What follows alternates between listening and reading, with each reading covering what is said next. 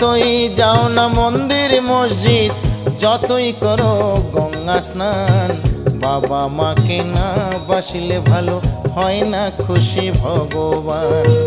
বাবা মাকে না বাসিলে ভালো হয় না খুশি ভগবান।